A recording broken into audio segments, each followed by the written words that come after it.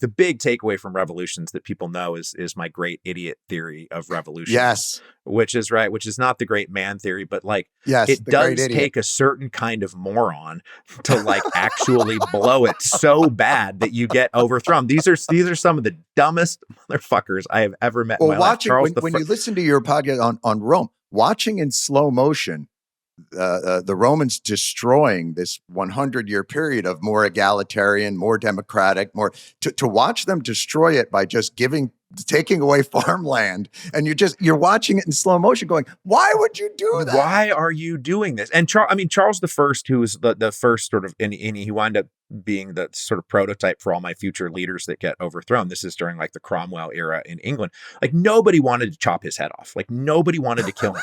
I know. They just wanted some reform. All they wanted was like, we just want Parliament to control the budget and maybe like have a veto over War and Peace. And we're not looking to decapitate. Yeah, like I can't do that. So like they had to chop his head off in the end. Like nobody wanted that. He takes the cake. He really does. Oh yeah.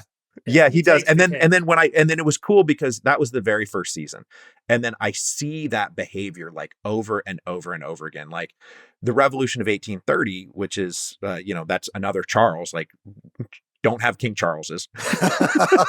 It's like one of the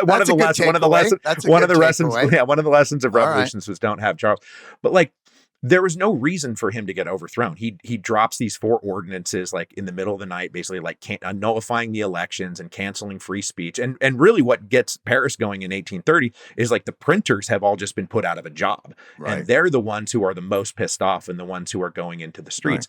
Right. The British government that is running the North American colonies, like after the 7 Years' War, just fumbled away those colonies. Like there is no reason for them to have been so obtuse politically that they wind up losing control of the eastern seaboard of North America. These are mistakes that are being made. How do you not know we don't love tea? We love tea. How do you not know? Why would you make it more expensive?